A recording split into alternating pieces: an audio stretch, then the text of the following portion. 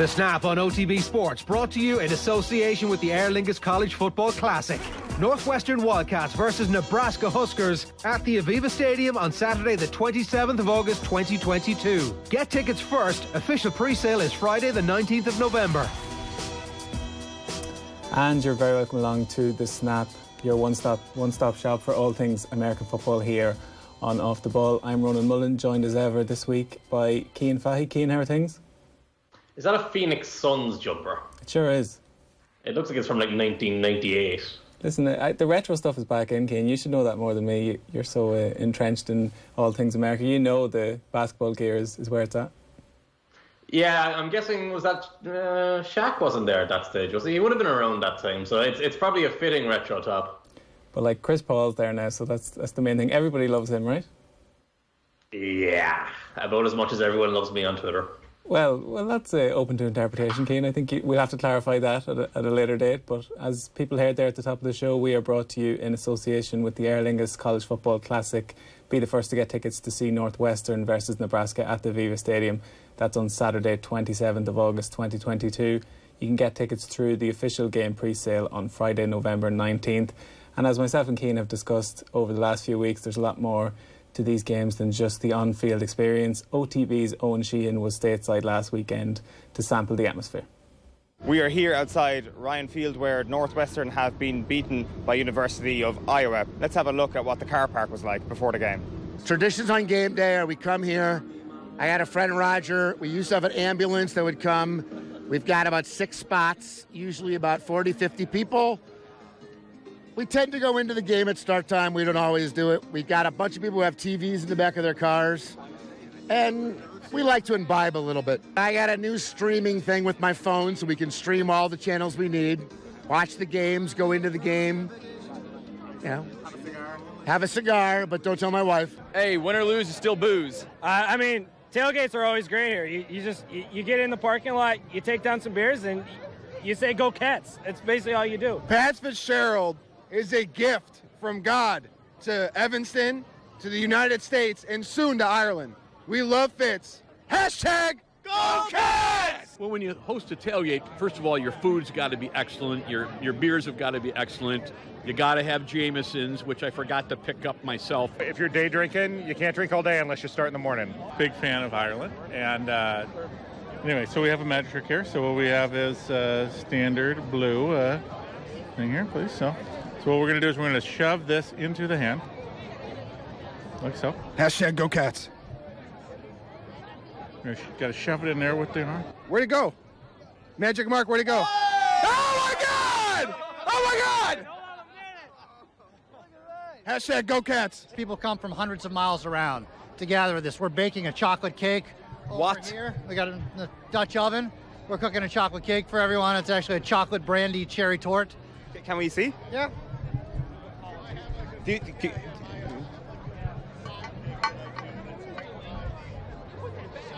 So that's a chocolate cake. Yes.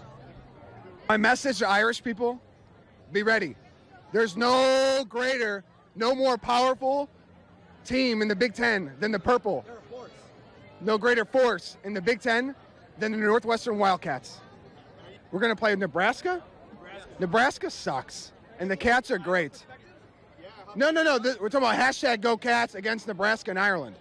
Oh yeah, Nebraska. Oh, yeah, Nebraska. And that's something we can get behind because their corn is just a lot worse than ours, and it's kind of embarrassing at that point. We've probably been to Cary 3 or 4 times, loved it. We watch them play Irish. What sport do they play? Like when they're hitting with...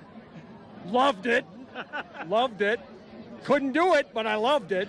I mean, we're going to win by 30. If we score 30, we probably won't. But at the end of the day, go Hawks, and I want you guys to take care. Don't act stupid. Well, what I really want to say is, we've had a couple rough 2 weeks. But, we're Midwest, and we ball, and hey, I'm from Chicago. Don't get me wrong. I love Chi-Town. But you know what it is? At the end of the day, Northwestern can off. We are Hawk City, baby. Let's run. Come on now. Come on now. Dollar Yanks. Dollar Drinks at Summit. Come ride. Let's go. Yeah. Oh my gosh. Dublin. I'll bring Guinness. We actually are going to Ireland. Guinness. Well, I heard it's way better there than here. Guinness. I'm obnoxious. Look, I came to Evanston for one reason, and that's to speak my mind. And that's exactly what I'll do. What's on my mind right now? Iowa football, that's one thing. That's on my mind. Northwestern's #1 fan. I bleed purple. Well, I mean, I'm drinking a Loverboy now, but normally it's either a Guinness or a Smithwick's. We are legally going to kill them in football terms. That's all I have to say. We're going to fight for Iowa!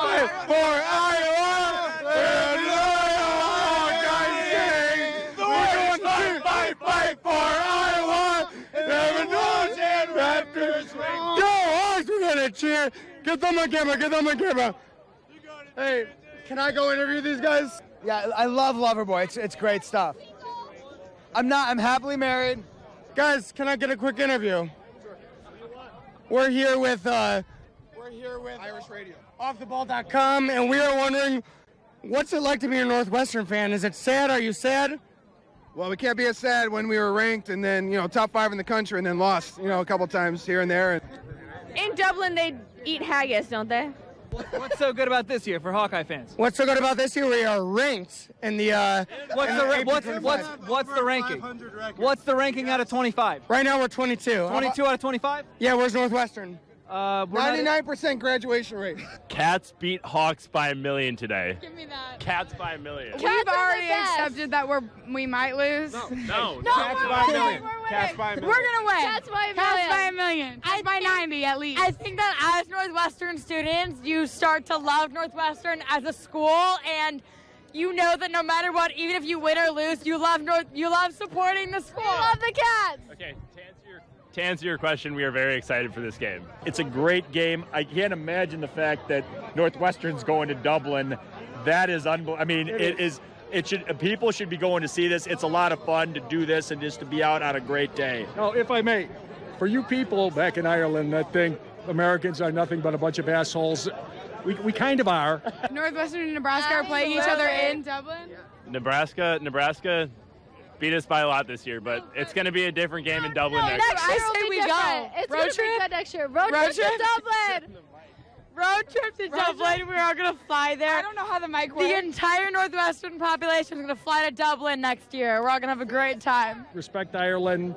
We are assholes, but we will come back to Ireland several times. If you want to see a perfect encapsulation of American football on Irish soil, watch Northwestern play Nebraska. It is going to sum up this great sport of ours better than I could in words. It is going to be two teams of just titanic proportions, colossuses of Midwestern corn-fed football players colliding against each other on the gridiron. I hear all this talk from the Northwestern. It doesn't matter, guys. We're going to see what really happens in the game.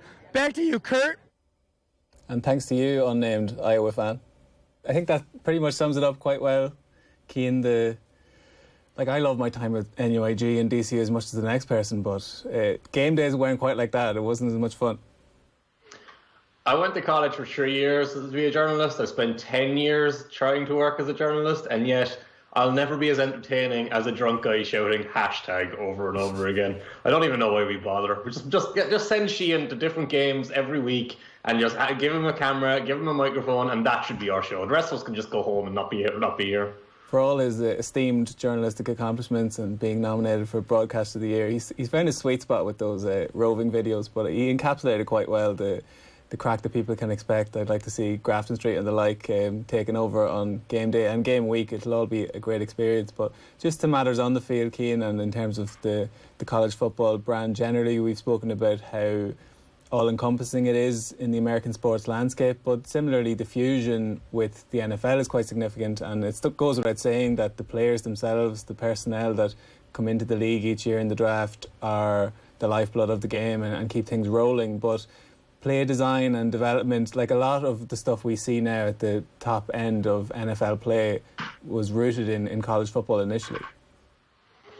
Yeah, so the way I kind of have to explain this is college football is a different sport to the NFL, essentially. They're both playing American football technically, but they have some different rules. But the real thing that makes it different is So about 15 years ago, I was watching John Gardner play football in Junior A or whatever it was in Cork. And John Gardner was famously an all-star hurler, a very good hurler for Cork. And he was a great hurler. But he went down and you played Junior B football or Junior A football, and you realise just by being the athlete that he is, he's the best player on the field without even trying. And you always can go through from Junior B to Junior A to intermediate to senior at club level, and then it's a completely different thing in inter-county. And then if there was an international, it would be a different thing again. In the NFL and in college football, that happens. That's what happens. It goes from high school to college to the NFL. But it's at such a greater extreme. Like the top 0.1% of athletes in college are what make up the NFL. So then the top 0.1% of the athletes in the NFL are just completely different to anything you get anywhere else. So what that means is there's different things that you can do with those guys that you can't do on the college level. And the way it really has impacted the NFL over the last 10 or 15 years is it used to be the case that you wouldn't have athletes at the NFL level who could be so much better than everyone else around them, and in particular the quarterbacks. So Lamar Jackson didn't exist 15 years ago, or at least he wasn't given the opportunity. Maybe he did in terms of Michael Vick, but even Michael Vick wasn't on that same level that a bunch of quarterbacks have reached now. And NFL coaches have done a better job of incorporating that into their offenses now. So if you have a guy like Lamar Jackson who can run, you will now use the option play designs that were previously thought to be gimmicks that wouldn't work in the NFL. It actually kind of came about because the Miami Dolphins years and years ago used Ronnie Brown in that way to catch the Patriots off guard. And once it worked against the Patriots, everyone kind of went, wait, that must not be a gimmick if it can beat Bill Belichick. So then everything started to become about spreading everything out and getting as much speed on the field as possible, which was the way the college game has always been. So instead of having tight ends and extra blockers and fullbacks and everything is about running the ball because everyone at the NFL was too athletic to run away from or to spread out, you actually started doing that. And now you see offenses like the Kansas City Chiefs where it's all about Tyreek Hill getting downfield, Travis Kelce running all over the field. Sammy Watkins last year before he left was all that space going side to side. And essentially the difference is now we stretch defenses horizontally and vertically rather than just trying to run the ball and then throw the ball deep vertically, which is what the NFL used to be.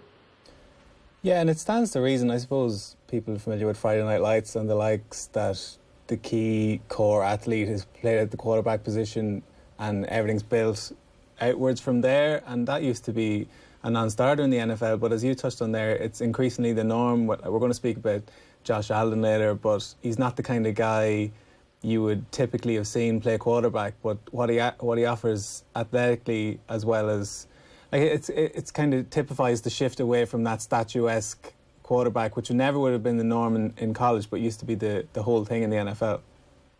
You know, isn't it funny now you say Friday Night Lights, you could mean a really, really highly intelligent book, or you could mean that drama show that was like on for 10 years. I have no clue which one you're talking about.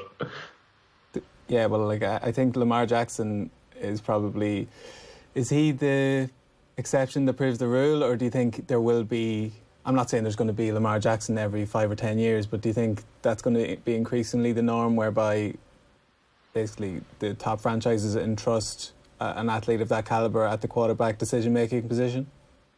No, I think it is the norm now, because most quarterbacks can move at least a little bit, and then you can see coaching staffs will adjust when they can. So last week, you had the Arizona Cardinals had to play with Colt McCoy after playing with Kyler Murray all year, and it was essentially the same offense, the same style of offense. You just didn't have those running plays that Kyler had. And actually, they did call 1 or 2 running plays with Colt McCoy, because he can move a little bit, but he's not like a great athlete like that. But when you have all the like when we used to say, oh, he can do things that most quarterbacks can't, that's going to change a lot now, because so many of the quarterbacks now are young athletes, whereas you used to have guys. Well, like, it's not really fair to say the norm was Phillip Rivers and Eli Manning, but largely the norm was Phillip Rivers and Eli Manning and Brett Favre, guys who just stood in the middle and slung the ball from there. Now you can just do so many different things, and what it does, when you move the point of attack for the quarterback, so where the ball is being thrown from, it changes the angle the ball goes to arriving at the wide receivers and at the tight ends, which means that the defenders have to change the way they defend. They have to be able to see the quarterback more instead of just turning and running with guys. And we'll talk about it with Josh Allen, but there's a lot more zone coverage being played now, and that's partly because of the rule changes as well. But there's a lot more zone coverage now. There's a lot more cautious defensive play, which is contributing to these bigger scores and these higher touchdown numbers, and a guy like James Conner having a huge amount of touchdowns, 11 already, and it not really being a big deal because offense is so easy now.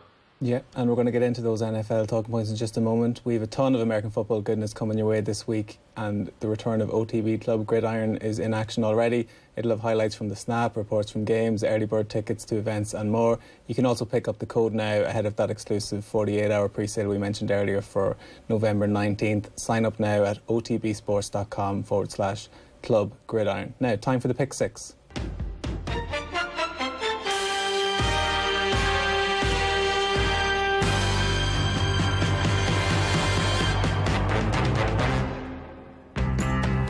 Yeah, so number one on the Pick 6, Cian, is what we led off with last week as well, I think, the situation with Odell Beckham Jr. And when we were chatting about it this time last week, it was presumptive, but it wasn't set in stone. And then a couple of hours later, the Browns released him, and here we are, where he seems to have his pick of several different teams. Just of those being mooted, last I heard, the Chiefs were probably edging into first position, but he'd also indicated interest in the Saints and the Packers, which looks like a great fit to me. The Patriots seem like an outside chance. Number one, where do you think he's going to end up? And number two, what's the best fit for him, do you reckon? It looks like Kansas City is where he's going to wind up, and how could you really blame him? Like, who wouldn't want to play in Kansas City? I know they're having so many problems this year, but you've still got Andy Reid there, you've still got Patrick Mahomes there. Andy Reid will put the ball in his hands, and Patrick Mahomes, for as much as he's struggled, he's still a very, very good quarterback, so you can put your trust there that he would be good. Where do I think he could, or he would be best fit? I think he'd have the biggest impact in Baltimore, just because it's addressing the largest need of a team. And the other aspect of this is Odell has offset language in his contract, so what that means is there's no reason for teams to bid for him. Everyone's going to pay him a minimum amount of money because the Browns are still going to pay him most of what he gets anyway, regardless of what another team pays. Essentially, if another team offers him $2 million, he's not going to make more money. It just means the Browns won't have to pay that $2 million. So that's why he can kind of sit there and choose whichever is the best fit for him from a pure football or life point of view.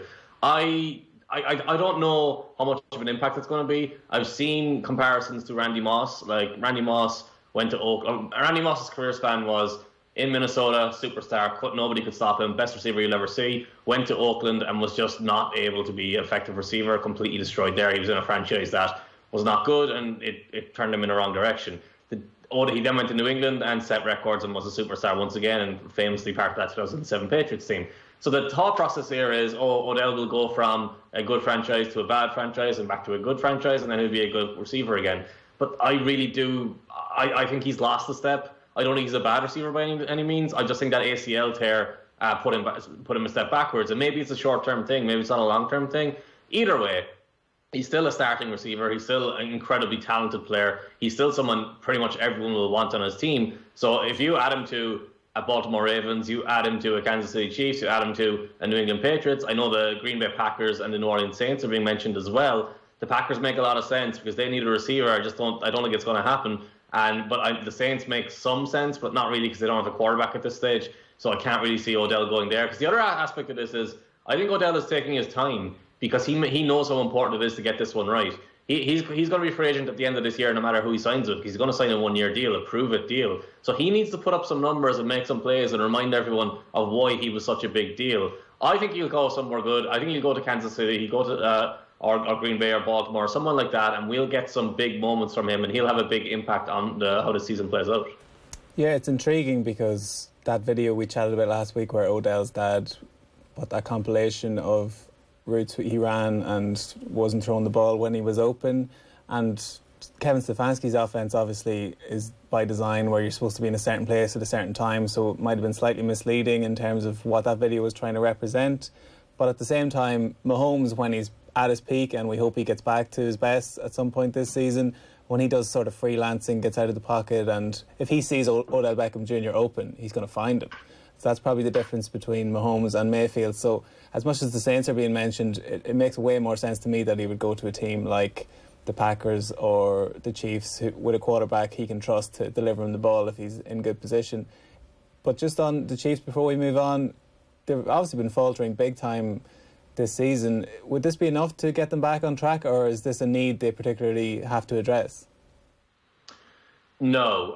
So I think what you mentioned there as well, it's important to know that like the Browns are a run-first offense. They're oriented on running the ball, and they've paid 2 offensive linemen since letting Odell go, and that's kind of a reflection of who they need to be. The Chiefs are very much a pass-oriented offense, and so Beckham being there would probably have a bigger impact. But does he usually change them? It's hard to know because so Tyreek Hill obviously is their number 1 receiver. Travis Kelce is obviously their best receiving option, even though he's a tight end and not a wide receiver. And then you've got McCole Hardman, who drops everything that's thrown his way. Byron Pringle, who's okay. Demarcus Robinson, who's okay. So there's an ability to upgrade there. You can come in there as Odell and change the team around. Josh Gordon hasn't done anything yet, so he's not someone you can expect anything from either. But if he goes into that team, it's still not going to change the way Mahomes is playing. And the way Mahomes is playing behind that offensive line, behind the effectiveness of the offensive line there, it's not good enough. Like it's bizarre because the only explanation I have for him and Travis Kelce right now is that there's something personal between the two of them. Because Kelce is open all the time and Mahomes is just not throwing the ball to him. Whereas back in the day, it was like Travis Kelce's there, he's my first option, I'm getting the ball to him, I'm throwing to him. There's either an interception or a missed third down play from 2 weeks ago, or when Kelce is running wide open underneath, and Mahomes throughout his whole career has seen that and thrown it to him and got it to him, and they've got the first down and they've kept going, and it's big play. But for whatever reason, 2 weeks ago and all this season, he sees that now and he throws to the guy who's covered further downfield, and it's bizarre. Last week they opened the game with a touchdown to Travis Kelce over the middle, and I thought, yeah, look, they're going to emphasize him. They've recognized the problem. They're fixed it, and they're going to score, and he's going to catch 8 passes and have 180 yards, and it's going to be the turnaround game. And that was it. I think he had 2 catches in the whole game or something like that. He just wasn't involved. He's not a factor. So if you put Odell in, maybe he gives someone Mahomes is happy to throw to, and maybe it's a matter of replacing Hardman and giving someone reliable there. And that has an impact. But how much of an impact if they keep playing this way? I don't know. We've been talking about the Chiefs as, are they going to make the playoffs? I'd probably still be questioning, are they going to make the playoffs with Odell? Yeah, and they're the kind of team, if they get into the playoffs, they could be dangerous, but the more time passes, they're looking not that impressive. Moving on to number 2 in the pick 6, Love really hurts without you. That is, of course, the situation in the Packers, who are, of course, the opponents of the Chiefs, and you get the impression with some sort of competent quarterback play for the bulk of that game, the Packers would have come away with another W. The Aaron Rodgers situation from the last few days, Cian, well publicised. We touched on it last week, and it has evolved in the days since to Pat McAfee show appearances later. I think Aaron Rodgers has been the front of most newspapers, led off most news programmes in America, so we don't have to dwell on that overly. But in terms of the footballing side of things, Jordan Love has given Rodgers a lot more leverage in the Green Bay situation because it's patently clear he's not ready to step into the shoes that Rodgers is sure to leave in this off-season. I don't know how much Rodgers believes what he's been saying about COVID and vaccines the last couple of weeks, but I know for sure he did not believe what he said about Jordan Love this week, because he came in and said Jordan was very impressive and he put up a good showing and a good foundation to build on, and you could just see Rodgers is like, they tried to replace me with this guy. Like it's so incredibly frustrating for the Packers, I'd imagine, because they brought Jordan Love in to sit him and develop him, and then you put him in and he looks like this. That's not any sort of confidence in you moving on from Aaron Rodgers. That's not any sort of confidence in you justifying that draft pick you spent on him, that traded up to get him. Like when Jordan Love was the pick, the thing that has to be remembered is it made no sense because they had Aaron Rodgers, because they had major needs elsewhere, and they had a team that was built to win a Super Bowl right now. It made no sense to try and move on. But what was overlooked then was Jordan Love was not a great prospect by any means. He was picked at the end of the first round when he was probably a mid-second round prospect. He was a development guy.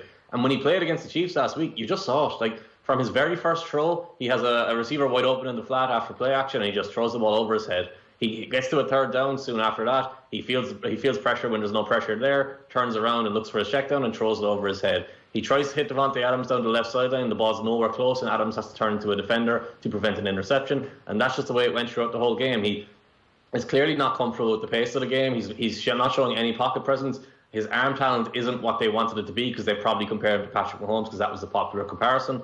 And his ball placement and his accuracy was just absolutely erratic. Like he was not throwing to receivers, he was throwing into the general area of his receivers and hoping that they would come up with the ball. His biggest play of the game was a heave that Randall Cobb caught with a defender draped all over him, and it was just a throw up in hope. So it's it's a very, very concerning game if you're a Packers fan looking to the future, and it's just further proof that the front office there has been an absolute shambles for years. So I don't know. I try and take some positive. I try and hold back on a guy who's starting his first game like this, but you needed to see something, and he just didn't show anything. Yeah, and shambles is right. Like, I would have had inherent sympathy for Rodgers' plight over the last few years. It's dissipated somewhat in the last few weeks at large, in the sense that the reputation he'd built up has kind of drifted a little bit in terms of the position he's put himself in the middle of this culture war. Possibly he can re-establish those that goodwill he had with American sports fans, but time will tell on that front, I presume. We should move on to number 3 in the pick 6, flat to the mat, and this is Matthew Stafford Keane, who we gave the big sell in the pre-season, but with some red flags. We did. No, listen. We're saying we. You're not letting. All right, Anthony Eddy. You're not letting me give you due credit here. I was going to say we gave him the big sell, what he's capable of. Great play, great arm. A bit of a never say die attitude, but he's got these weird wrinkles in his game where he can default and let you down. And as bad as the Lions have been in terms of their own personnel situation and how they do things in the back office, he had some good players to work with down there as well and didn't quite pan out. So he wasn't entirely blameless in that, and I think that was evidenced somewhat in what the Rams did, and he was central to it. 2 bizarre, boneheaded interceptions. Yeah, what an ugly game of football. Like, you wanted to see what the Titans were going to be like without Derrick Henry, and they were kind of predictably not good. But the Rams then just, what the hell were you doing? So the game was kind of floundering along until I think it was the early second quarter or late first quarter. And Stafford drops back in the pocket, feels a bit of pressure, and then turns around and runs into his own end zone for some reason. And then he's at risk of a safety. So now he's panicking and he's throwing the ball up as he's being tackled. And it goes straight to a Titans defender who catches it. And the Titans then score off a 2-yard touchdown. I think it was I can't remember exactly how they scored. But he comes back very next throw, the first throw to start the next drive. And Kevin Byard just sees Kevin Byard's eyes just widen because Stafford tries to throw to the wide side on a late on an out route. And if you know anything about quarterbacking, you can't do that because the wide side of the field means the ball's on the left hash and it means the wide receiver is running to the far sideline. And it's hard to see on the broadcast, but the width of an NFL field is huge. Like, it's not narrow the way it looks on TV. So by the time the ball gets from the far hash to the opposite sideline, the safety, Kevin Byard, who's a phenomenal player for finding the ball, is able to read that and see it and just run underneath it. And he's there early, so he can catch the ball in stride and run through all the way back to the end zone. And suddenly the Rams are 14 points down to an offense that wasn't able to score otherwise. And Matthew Stafford has just ignited them and given them the opportunity to go ahead and win the game. And that's kind of the earmark of who Matthew Stafford is. Like, I don't think it's a coincidence that came on a Monday Night Football game against a reputable team. I think if you have Stafford in this situation with this coaching staff, with this amount of talent, you'll get plenty of blowouts. You'll get plenty of impressive weeks. You'll get plenty of weeks where it looks like, oh yeah, we made a great deal here. What the hell were the Lions thinking giving this guy away?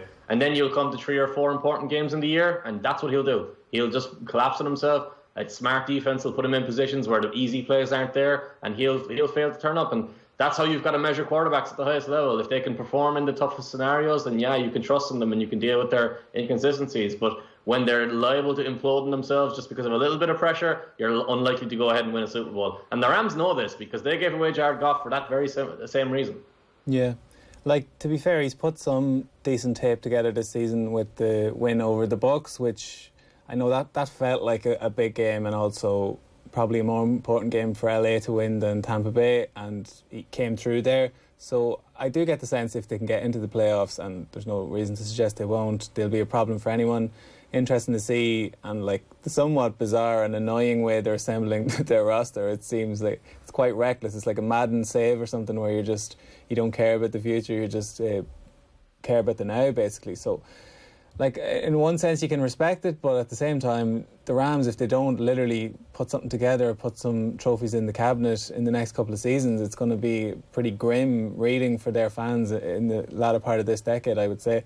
We should move on. We should say Von Miller didn't play as well last week. Yeah, we kind of delved into this last week, the impact he's going to have, and gives basically opposing coordinators another thing to think about with Aaron Donald there obviously being double teamed, and Von Miller, if he can get to whatever 60-70% of his capability is going to be a problem, so it should bode well for them going forward. But Rams certainly have been giving people their money's worth this season.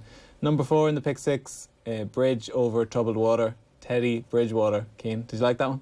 That's one of my most accomplished puns, I would say.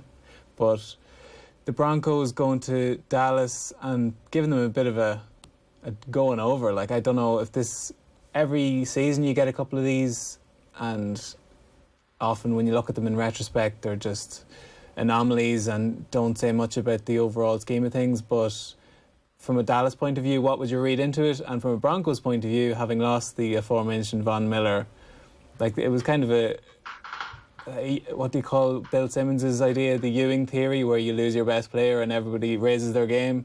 Was that what happened with Denver, or was it just a weird performance from Dallas? Yeah, I don't think Von Miller had that kind of reputation in Denver. I don't think losing him would have been... Maybe the players there kind of took it as a bit of an insult. Maybe they wanted to rebound and prove themselves, and that would be fair enough. Defensively, they were very good, and they deserve a lot of credit. So I do think this game is more about Dallas, though, and I'm kind of reticent to just focus on the bigger team. But going through the game, that felt like what the storyline was. And it felt like the Dallas of old. First off, like, the Cowboys scored nothing on offense. They didn't score until garbage time at the end of the fourth quarter. So they essentially got shut out. And it's still astonishing to say that the defense was worse than the offense when the offense scored no points. Because you can go back through the game, and then the offense got caught in a trap. And what happened is, they went for it in fourth down twice early in the game, and they were stopped on both occasions. They went for it in fourth down early in the third quarter again. They were stopped again. And this is a thing that gets overlooked when you're just talking about the numbers of going for it in fourth down versus punting. If you get caught on the wrong side of those numbers in one game like this, it has a huge impact. You're done, basically. Because if you have 3 failed drives where you're giving up massive field position, the other team is going to get a lead, and it's going to be ahead, and it's going to be something you can't overcome. So that's just the risk-reward aspect of going for it in fourth down. The offense will probably figure itself out. That's fine. You won't worry about that from the Cowboys' point of view. The Broncos' defense is very good. They'll face lesser defenses moving forward. They'll get those fourth downs, and they'll score a lot of points. They'll be fine. Defensively, my God. When they got rid of Jalen Smith a few weeks ago, I thought they had actually recognized, okay, we've been invested in guys who are individuals and not playing for the group and playing their responsibilities, and that's not the case. This Cowboys team, this Cowboys defense looked exactly like the Cowboys defenses we've seen from the last 3 or 4 years prior to this year. This year it felt like they were playing properly, but then you just saw, like, the Broncos came and they decided, we're going to run the ball, and we're going to see if you can stop us. And the Cowboys had no interest in stopping them. No one was getting off blocks, no one was making tackles, and no one was playing their responsibilities. They're playing Keanu Neal at middle linebacker now. He's a converted safety. He used to play for the Falcons, was a very, very good safety. He was all over the place because he was trying to play the pass all the time while the Broncos were running the ball. So there was literal plays where he's running in the wrong direction, running away from the ball, while the running back is going to his spot on the field. There's a play late in the game where Javonte Williams is being tackled by a defensive tackle 2 yards downfield. And the defensive tackle is just hugging him, walking with him as he goes up the field, and then lets him go for some reason. And he goes for 30 yards. There's a play, I'll be honest, there's plays the whole way throughout the game. But there's a play with Melvin Gordon in the red zone going up the middle where the defensive tackle for the Cowboys is up against the left guard of the Broncos, and the defensive tackle jumps sideways and gets pushed and then falls over, and he's just lying on the ground watching as Melvin Gordon runs through the hole right in the middle of the defense. And it's stuff like this that is just not supposed to happen. Like, Micah Parsons actually stood out as well. He had a couple of plays where he didn't no interest in tackling anybody. And there's a level of toughness, a level of physicality, and, like, you don't question NFL players' toughness and physicality because this is literal car crashes on the field every single Sunday. So what they're doing is brutal. But in terms of a competition and in terms of meeting the challenge of the opposition, it wasn't there. They have to be something different. They have to play as a unit. They have to create together rather than searching for their own individual plays, and they have to hold up their responsibilities and gap assignments. And if they don't do that, every team is going to come into Dallas and they're going to run the ball 20 times, and if they do, they'll probably win the game. That's it, isn't it? Like, I use the word anomaly there, but generally speaking, if you put something like this on tape for the opposition, you can't dismiss it as an aberration, because what it is a blueprint going forward. And as much as we've been hyping the Cowboys, and they have been impressive in large swathes of this season, you know, that's like, it's one of those you can park, but at the same time, it's going to be hard to forget, because, you know, they can't produce another performance like that and expect to go much further in the postseason, especially. if that one went sort of off the rails, number 5 in the pick 6, Lamar, you not entertained. Lamar Jackson has gone very much to type for this season. And Cian, it's something we spoke about on previous series of this show, where as a Ravens fan, generally speaking, if Baltimore falls behind by 10 points, Lamar didn't quite have the wherewithal, I'd say, to be somewhat critical of him in the very early stages of career, and then latterly didn't have the weapons to, throw his way out of trouble. People remember that game when Tennessee beat the Ravens, who were number 1 seeds at the time, and Lamar actually played quite well in that game, but he looked up trying to have big time plays to cut down the scoreline, and there was just nobody there. The Ravens do have a decent receiving core there now, and the running game has been patched together somehow, given they lost everybody in pre-season. But as much as I'm quite glad to see that he's added this string to his bow, that he can come from behind a lot more, you're not so convinced this comeback king label he has is a good thing? Actually, Devin Duvernay made a couple of plays there that I didn't think he could make, and so they are getting contributions, and Bateman has actually made some plays as well. So, like you said, the receiving core is getting better. Maybe it's a great, a Rorschach test, where you get a quarterback who's winning games, and when you so the beauty of this is, if you in the NFL, if you play the first 2 quarters and you're terrible, and you're absolutely awful, you play terrible football and you've scored no points, and then in the second half you come back and you score 3 touchdowns and your team wins the game 21-20, you look amazing. You look like, oh yeah, he's a gamer, he's a winner, he's amazing. But if you flip it around and if you play a great first half and you score 21 points and then you do nothing in the second half, but the other team scores 20 points, and now suddenly you just won by 1 point, no one cares. No one is impressed at what you've done. Everyone's just going, why didn't you put that game away? Why didn't you end it? So it's very much kind of a what did you do for me lately approach, which is fine, I guess, but it's not really the way sport works, is it? Because if Jackson plays this way and the Ravens offense play this way every single week, where they're struggling for half a game, it's eventually going to catch up for them. So I think from my own perspective, I'm obviously a pessimist. That's probably long established. But I'm obviously a pessimist on these things, and I'm obviously overly critical on these things. But I do wonder, you're a Ravens fan. Do you feel good watching these games? Do you feel good about the experience of it? Because if it was me, I'd just be looking at it going, oh God, we're going to get caught out one of these weeks, or it's going to be a playoff game when we get caught out and we can't overcome what we need to overcome. Yeah, after those injuries we touched on there, I kind of resigned myself to a bit of an off year for the Ravens. So to find themselves where they are at the moment, I'm actually quite happy. We're in playing with house money a little bit, but I take your point totally. Probably where you could fall down on the Ravens in previous years is that they played their best football at this time of year, and then when it got to the playoffs they didn't have many bullets left in the chamber. At least now there's a huge ceiling for them there, and they're going to get a few more players healthy, not the marquee players necessarily they need, but they're going to have more options to choose from, particularly on defence. Their pass defence has been a little bit shaky, so the Vikings probably should have won that game. But it bodes well that the Ravens are winning while not playing well. Just briefly on that division, Cian, and again, it's something we seem to come back to every year. We sleep on this division every year and start talking about the West in the AFC and the NFC as really strong divisions, and all the time the AFC North comes back strongly, and you see the Browns, who are many people's favourites, that coming into this season have kind of bounced back with that win against Cincinnati. The Bengals, who were the number 1 team in the whole AFC, are now bottom of the division.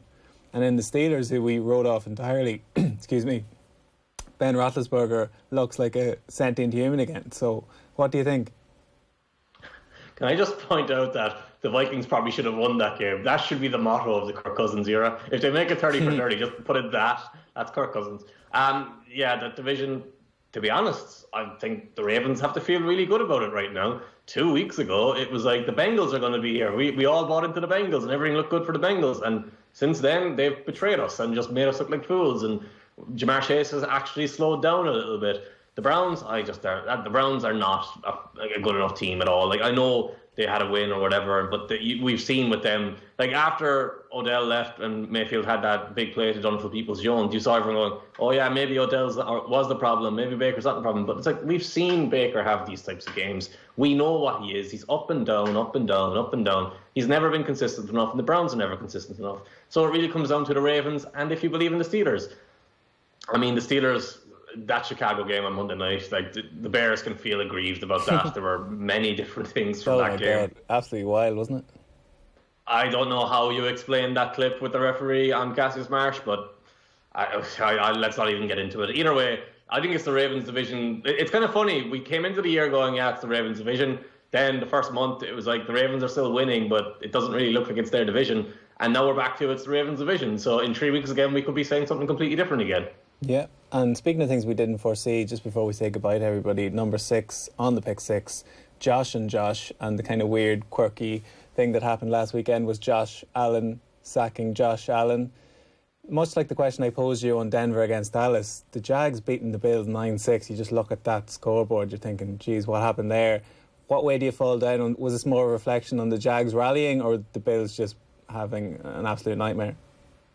Combination of both. Josh Allen is a very, very good defensive end and a very, very good outside linebacker who's been nullified a bit by his coaching staff this year because his coaching staff is not good. But they got a perfect game plan against this Bills offense. They sat in zone a lot. They rushed 4 a lot. They didn't give Josh Allen any opportunities to throw the ball deep downfield or throw the ball to the intermediate level. And what happens then is Josh Allen has to make quick decisions and throw underneath, which is not what he's particularly good at. And but they were also able to do that because Taven Bryan had a huge game on the interior, Josh Allen had a huge game on the outside, so they were getting pressure with that 4-man rush. And both of at least one of Allen's interceptions came from a disguised pass rush where they blitzed off the corner, off the slot, dropped Josh Allen back into space. He intercepted the ball from Josh Allen, the quarterback, and that's because he misread the coverage of what was happening. And they did a great job of being very patient defensively, of forcing the Bills to take the checkdowns, to take the shorter throws, and then strike when they had the opportunity, then show something different and change it up. And Josh Allen, the quarterback, was just confused throughout the game. The Bills failing, they needed to run the ball. They needed to commit to running the ball because that's the only way you can get the Jaguars out of that game plan that they had, and they didn't do it. So the Bills can go and reassess. They have solutions to the problems they showed. The Jaguars should take a lot of heart from that, even though Trevor Lawrence didn't have a good game, obviously, and the offense didn't do anything, and Trevor Lawrence actually got hurt during the game as well. But defensively, this unit got destroyed by the Houston Texans in week 1, and they did so by the Texans using the same 3 plays over and over and over again.